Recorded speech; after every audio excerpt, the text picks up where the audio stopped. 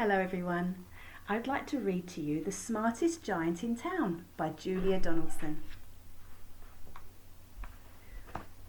George was a giant, the scruffiest giant in town. He always wore the same pair of old brown sandals and the same old patched up gown. "I wish I wasn't the scruffiest giant in town," he said sadly. But one day George noticed a new shop. It was full of smart clothes, so he bought a smart shirt, a smart pair of trousers, a smart belt, a smart stripy tie, some smart socks with diamonds up the sides, and a pair of smart shiny shoes. "Now I'm the smartest giant in town," he said proudly. George left his old clothes behind in the shop. He was about to go home when he heard a sound. On the pavement stood a giraffe, and he was sniffing sadly. "What's the matter?" asked George. "It's my neck," said the giraffe. "It's so very long and so very cold. I wish I had a long warm scarf." "Cheer up," said George, and he took off his stripy tie. It didn't match my socks anyway. He wound and wound the tie round the giraffe's neck. It made a wonderful scarf. "Oh, thank you," said the giraffe. As George strode towards home, he sang to himself, "My tie is a scarf for a cold giraffe, but look me up and down, I'm the smartest giant in town." George came to a river. On a boat stood a goat who was bleating loudly. "What's the matter?" asked George. "It's my sail," said the goat. "It blew away in a storm. I wish I had a strong new sail for my boat." "Cheer up," said George, and he took off his new white shirt. It kept coming untucked anyway, he said, as he tied it to the mast of the goat's boat. It made a magnificent new sail. "Thank you," said the goat. George strode on.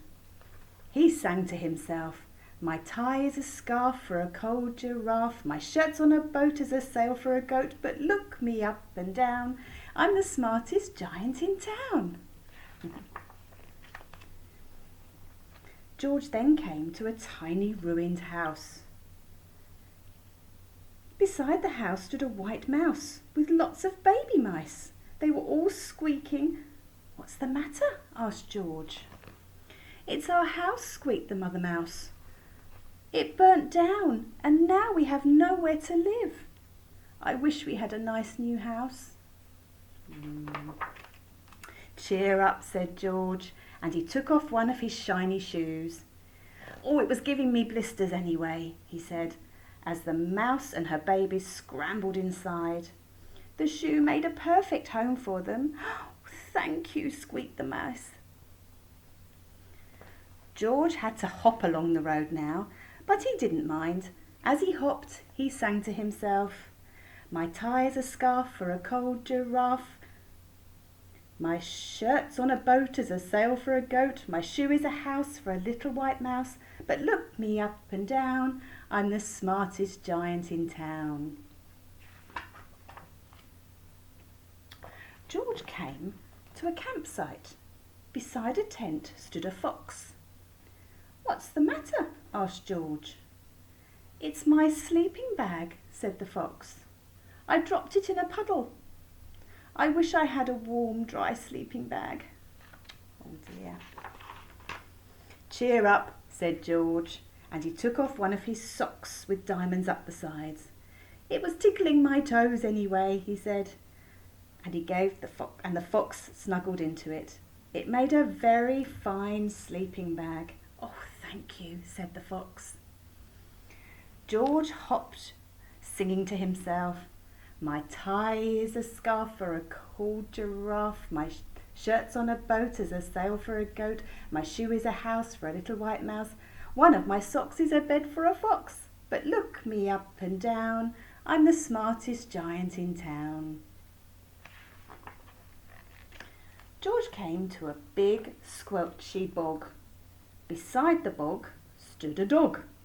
He was howling. "What's the matter?" asked George. "It's this bog," said the dog. "I need to get across, but I keep getting stuck in the mud. I wish there was a safe, dry path." "Cheer up," said George, and he took off his smart new belt. "It was squashing my tummy anyway," he said, as he laid it down over the bog. "It made an excellent path." "Thank you," said the dog. The wind started to blow, but George didn't mind. He hopped on singing to himself, "My tie is a scarf for a cold giraffe, my shirt's on a boat as a sail for a goat, my shoe is a house for a little white mouse, one of my socks is a bed for a fox, my belt helped a dog who was crossing a bog, but my trousers are falling down. I'm the coldest giant in town." Suddenly George felt sad, and he was shivery and not at all smart. He stood on one foot and thought, "I'll have to go back to the shop and buy some more clothes." He turned round and hopped all the way back to the shop. But when he got there, it was closed. "Oh no," cried George. He sank down onto the doorstep and a tear ran down his nose. He felt as sad as all the animals he had met on his way home. Then, at the corner of his eye, he saw a bag, and it was with something familiar poking out of the top. George took a closer look. "My gown!" he yelled. "My dear old gown and sandals." George put them on. They felt wonderfully comfortable. "I'm the cosiest giant in town," he cried, and he danced back home along the road. Outside his front door stood all the animals he had helped. They were carrying an enormous present. "Come on, George," they said. "Open it." George untied the ribbon. Inside was a beautiful gold paper crown and a card. "Look inside the card, George," said the animals. George put the crown on his head and opened the card. This is inside the card. It says, "Your tie is a scarf for a cold giraffe, your shirt's on a boat as a sail for a goat, your shoe is a house for a little white mouse, one of your socks is a bed for a fox, your belt helped a dog who was crossing a bog, so here is a very fine crown to go with the sandals and gown of the kindest giant in town." Oh. The end. Hope you enjoyed that story.